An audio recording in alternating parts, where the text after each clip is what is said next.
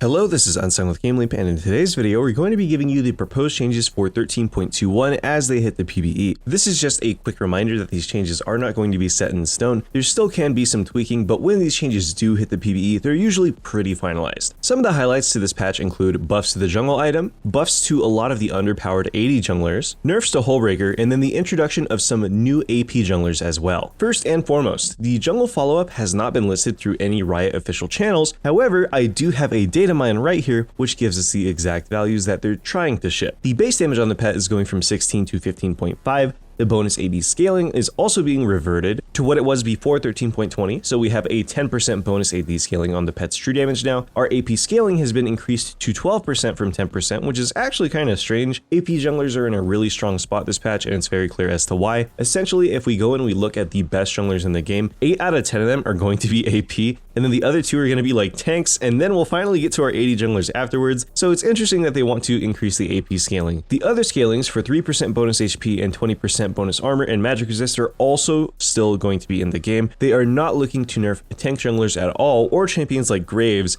who double dip into the AD and armor portion. It means that our traditional AD junglers are going to be a little bit stronger, and that champions that double dip into both resist and bonus AP or AD are going to be incredibly strong. Graves is already the best AD jungler in the game currently, kind of tied with Briar, but this will widen their gap significantly. I would highly recommend that you either ban or play Graves next patch if you're going to be a jungler. That champion is going to be an absolute menace, and there are no nerfs to him at this moment on the PvE. Just a reminder, if you ever want to learn any of the champions mentioned in these patch notes, head on over to GameLeap.com, where we have hundreds of courses for players like you to use and abuse. Now, next up, we'll cover the champion buffs first, and then move on to the nerfs. As I'm sure that you all know, Bel'Veth has received a significant nerf in the last patch to move her away from being an early game bully and instead be more of a scaling champion. Now, the problem with this in the jungle is that if your champion is not incredibly strong in the early game, it's a lot harder for them to scale simply because the other jungler is going to be invading us. Now, laners can actually come and mess with us in our jungle very easily due to the jungle changes, and on top of that, in order to make money in the jungle, you need to snowball in the early game. Since Bel'Veth is so weak early, you can't really do that, and the result is now a champion that is forced to scale, but can't scale simply due to circumstance.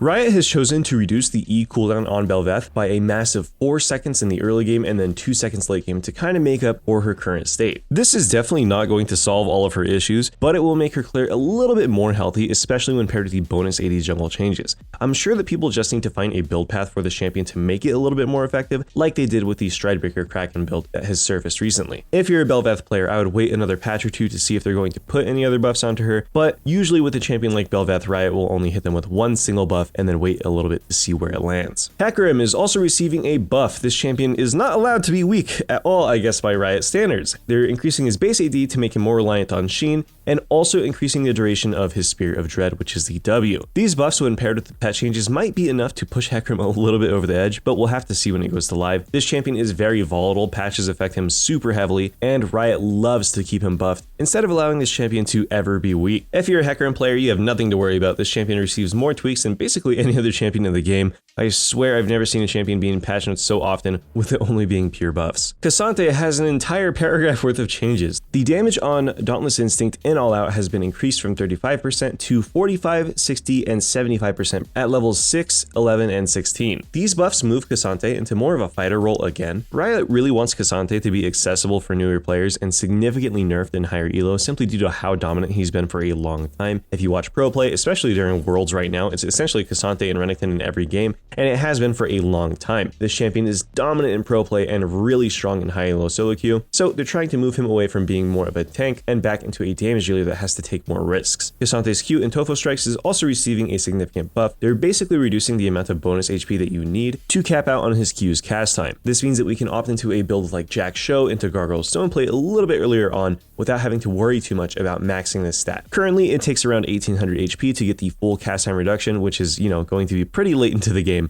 Whereas now, after the buff, it's going to be a grand total of 1200 bonus HP. K'Sante's W, Pathmaker, is also receiving a bug fix as well as some general buffs. It will no longer be broken by Charms and Fears. The reduced minimum channel has been properly fixed to be 0.65 seconds instead of the current 0.75 that it is on live. The max duration has been increased from 1 second to 1.5 seconds, so you can use it more as a parry, and they're bug fixing the EW glide combo. If you have not seen the glide combo on K'Sante, I would recommend that you look up a video. It is hilarious. You can essentially cast 3 instances of your W at once and insect somebody while being in your ultimate, and it deals full damage and it stuns people for the full duration. It's really overpowered and is 100% not intended. There's also a mechanic that shipped with the Cassante rework. While in All Out, you can left click while in your RW to completely cancel the spell and stay in place. This has been removed. And finally, Cassante's All Out is being buffed. First and foremost, Intofo Strikes and Footwork have the reset time reduced from 0.1 second to instantly. The Omni Vamp present on All Out should also work properly. And most importantly, they're changing how the armor and magic resist changes for All Out work. Before, if you ulted with Aftershock on, you would gain a huge amount of stats for the full duration of All Out. Now that value constantly updates. So if we have something like Jack Show, Aftershock, or the resistances that we gain from Gargoyle Stoneplate, we're constantly going to be benefiting from the total amount of AD that is stacking up from our armor and magic resist conversions. These changes are largely positive. I'm not sure if they're going to be enough to actually buff Cassante to a playable state. He's pretty clearly on the weaker end of the spectrum right now. This champion lost a massive 2% win rate when he already had a lower win rate as soon as these changes went through. And as the patch has aged, they don't really seem to be coming back. So these changes are looking to buff Cassante in a way that's decent for all elos while removing his pro skew. LeBlanc is having the AP ratio on her distortion increase from 65 to 75%. This is nice for AP LeBlanc. And Ethereal Change is having the full tether AP ratio increased from 70 to 80. That means that the E's detonation is going to be buffed, whereas the E1 damage is still the same. Riot overnerfed this champion very hard. When Shiv Hullbreaker LeBlanc started to gain a lot of popularity, especially in the top lane, this champion was potentially going to ruin worlds, so Riot nipped it in the bud real quick. A result of these nerfs was that AP LeBlanc also got nerfed very heavily, so this is how they're giving her a little bit of power back. Master Yi is having his Wuju style cooldown reduced from 18 to 14 seconds.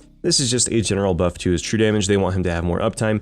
This champion, however, has been a menace in high elo for a very long time. If you've been playing in anything above Diamond, I am sure that you've seen a whole bunch of different Yi1 tricks. Hopefully this champion will remain kind of nerfed. It's pretty obnoxious that Yi is so strong in higher elos where he should be at his weakest. These buffs shouldn't be enough to pull him back into the spotlight, but if they do, oh well. Now we have one of the most controversial buffs of this patch. This is going to be the buff to Morgana jungle. Riot is really obsessed with champions having a three-way flex. Morgana in her current state is primarily going to be a support, but they want her to be both viable in the mid lane and in the jungle. This is going to be largely problematic if she ever is viable in both these roles, as it will of course create a three-way flex for this champion and make her very hard to counter. Her damage on her W after these buffs is going to remain the same at rank 1, and then at max rank is going up by 2. This doesn't sound like much, but once again, the damage on her W does scale with the amount of missing HP that you have, so that 2 extra damage will add up over the course of her W. The monster damage ratio on this spell has also been increased by 5% to make her clear a little bit faster. The base damage changes, paired with the new ratio as well as the pet scaling, might be enough to finally make the champion viable in the jungle, which Riot really wants for some reason. Personally, I hope that this champion isn't a three-way flex. It's very annoying dealing with flex pick champions, especially in solo queue, if we're playing some sort of solo role. If you're playing jungle and you pick like Kha'Zix into Morgana to go and try to invade her and stuff, and they end up drafting something like Elise later on,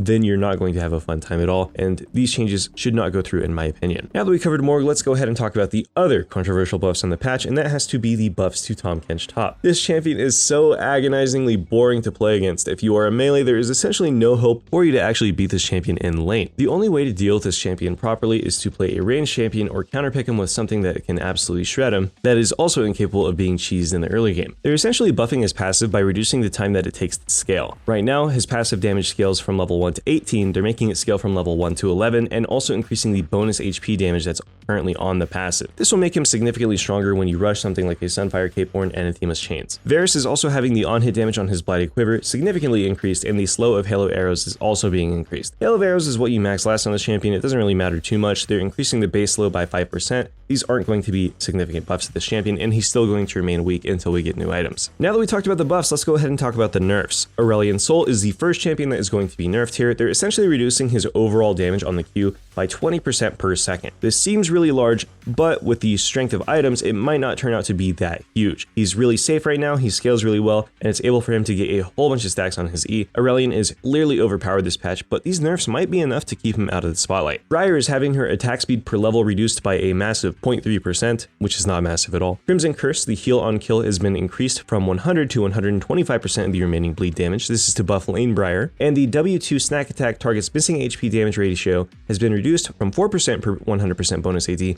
3.5%. This will not solve any of Briar's issues. This champion is overpowered and will remain overpowered until they actually hit her W's damage in a meaningful way. As of right now, Briar and Graves are once again tied for being the best AD junglers in the game. Briar will continue being an insanely strong AD jungler after these changes. They need to nerf her in a different way. This is not going to succeed. Lethality Caitlyn is also receiving some nerfs. The way that they're choosing to nerf this champion is pretty interesting. They're essentially bringing up the crit ratio on her passive and then flat out nerfing her ultimate. The ult's cooldown is going to go from scaling down with rank to remaining at 90 seconds flat. The base damage on Kate's ultimate is being nerfed. The bonus AD ratio on Kate's ultimate is being nerfed. However, the critical strike chance modifier is significantly coming up and making her ultimate deal a whole bunch of damage once we get the appropriate crit items. Honestly, right now, Lethality Kate is currently only super strong if we draft it into 5 squishies. If there is a single tank on an enemy team, it loses effectiveness. If people understand that they can build Banshee's Veil, it loses effectiveness. If people build Edge Event, it loses effectiveness. You get the idea. This champion, in my opinion, is not super problematic. This is more of a symptom of AD items being weak as a whole, that this champion is allowed to exist in her current state. If traditional crit AD carries existed, then there wouldn't nearly be as much focus on Caitlyn right now. But when we look at all the great viable AD carries right now, aside from Jinx, they're all going to be building like on-hit items, lethality items, or Trinity Force. Dr. Mundo is receiving a minor nerf. They're changing his E's bonus damage to not scale as hard with his bonus HP. Jinx is also receiving some nerfs here. They're changing her Get Excited passive to instead cap at 5 stacks instead of infinitely, and epic monsters and structure takedowns no longer grant stacks beyond the first. So this means that she's not going to instantly kill your base if she takes your inhib and inhib tower. Honestly, this champion is really strong when she's allowed to scale, but it's still Jinx. She's massively team reliant and has to deal with, surviving until the 3-item point in the game. If you're able to get there, she's really strong, but if the enemy team drafts around you, then you're essentially never going to get off the ground and be a strong champ. Overall, I think that these nerfs are fair, but this champion is once again only going to be strong because she's overbuffed and not because crit carries are strong in general. Rammus is receiving a whole bunch of nerfs. They're changing his Q damage to be reduced in the early game and then the same at the ultra late game, while also nerfing the effectiveness of his defensive ball curl. The total amount of armor that you gain from hitting W is going to be reduced, and the scaling is also going to be reduced on top of that. Instead of being 80% of your armor, it's being nerfed down to 75%. Brand Jungle is also being buffed. They're essentially nerfing Brand against AP champions from levels 1 to 8, but they're massively buffing him in lane against AD champions from levels 1 to 8. They're increasing his bonus attack speed, they're making his HP a little bit lower, and they're increasing the amount of damage that he's able to do with his passive. Conflagration, Brand's E, is also receiving a base damage nerf to make him a little bit less effective at clearing the jungle and harassing people in mid and support. You guys already know how I feel about 3A flexes. This is not going to be a good change in my opinion. There has been 3 different iterations of Seraphine changes on the PvE so far. I'm not going to get too high into this. Essentially what they're trying to do is buff Seraphine for support and then nerf her in her overpowered role, which is going to be AP carry. Seraphine mid is still something that Riot wants to keep viable, ideally, but if Seraphine mid does fall behind, you know why. Zyra is also receiving some changes. They want Zyra to be viable in the jungle. They're buffing it for mid and they're also buffing it in support. Now that we covered the champions and the jungle changes, let's go ahead and talk about the runes and then Hullbreaker. First Strike is having its true damage nerfed by 1%. This rune already received a nerf the second that the scaling patch came out because Riot foresaw that it was going to be OP. They didn't nerf it enough. It is currently really OP and one of the best rune changes. That's what happens when you end up nerfing, every rune in the game, and I would not be surprised if there were nerfs to Grasp on the next patch. Phase Rush is being nerfed for melee champions. This is primarily a nerf targeted towards Garen in my opinion. Garen and Gragas are the only 2 real big users of this rune currently, and Garen is really overpowered due to Phase Rush. This is supported by the fact that they're not nerfing this for range champions at all, and it's still going to be the exact same. And finally, Hullbreaker. They are nerfing the resistances that you gain based on level by a pretty substantial amount. At max level, you gain 15 less armor, and you also gain 7 less magic resist, which is super nice. This item has proven to be completely overpowered on this patch. It is so uninteractive and incredibly unfun to play against. It prevents you from playing AP top laners as a whole as well. Anyways, this was Unsung with GameLeap. Thank you all for watching and I hope that you all have a wonderful day. I'll see you guys in the next video.